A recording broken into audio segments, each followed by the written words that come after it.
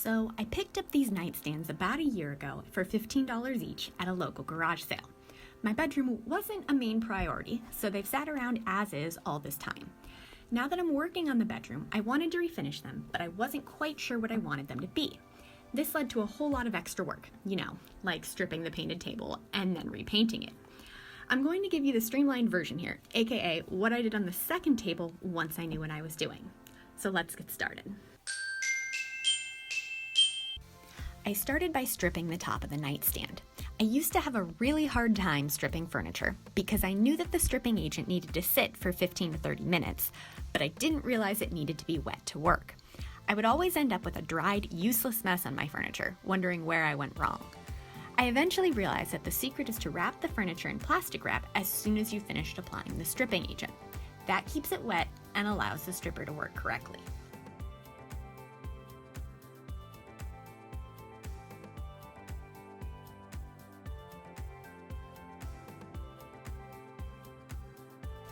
Then I stripped the drawers.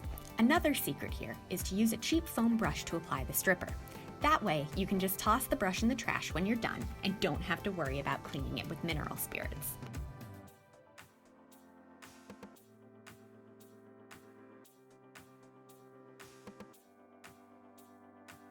Once I'd applied the stripper to the drawers, it was about time to remove the stripper from the tabletop. I used a plastic putty knife to scrape the stripper/finish combo off the top.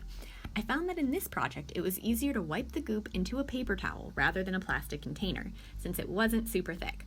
Not the best for the environment, I know, but honestly, when I strip furniture, I just acknowledge that I'll be using an entire roll of paper towels. Since I'm saving the furniture from a dump, it all evens out, right? While the putty knife does a great job of removing the bulk of the stripper, some sticky residue remains. To get all that off, I pour a little bit of mineral spirits onto the piece, then scrub with a Scotch-Brite pad. Any residue left gets stuck in the pad or bunches up and falls off the piece. It's super effective, although it does require some elbow grease. I do the same process on the drawers, although I had a little more trouble since in a couple places the stripper dried up.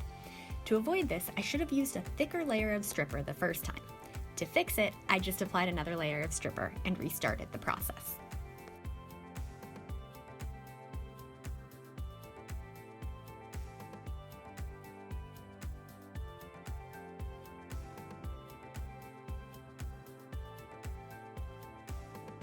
Once I had the finish fully off the piece, I sanded down the tabletop and drawers.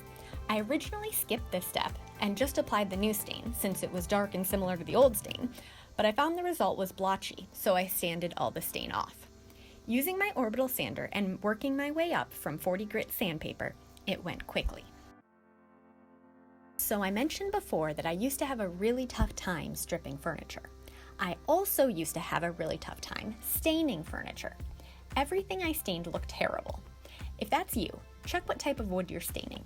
Softwoods, like pine and fir, stain poorly, and you should always test and practice on some scrap pieces before staining your real project. In this case, I'm pretty sure my tabletop is oak, and so therefore I didn't really have any issues.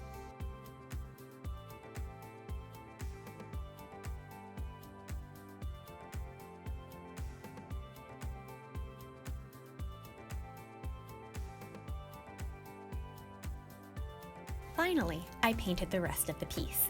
I am the least picky paint person you will ever meet. This paint is some white Valspar chalk paint mixed with a little beige latex paint that I had sitting around to make it off-white. While the bulk of the paint was chalk paint, which advertises that no sanding is necessary, I did a quick once-over with some 180 grit sandpaper just to be safe. The previous finish was super glossy, and I'd rather be safe than sorry.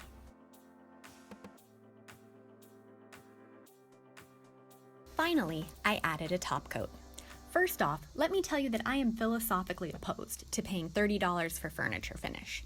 If the finish costs more than I paid for the furniture, we have a problem. That said, I picked up a jar of Miss Mustard Seeds white wax for $5 at my local Habitat for Humanity restore a couple months back, and I really like it. Pretty sure it retails for $30 a jar usually, so I don't know what I'm going to do when this runs out. Regardless, that's what I used on this piece, both on the painted parts and on the bare wood.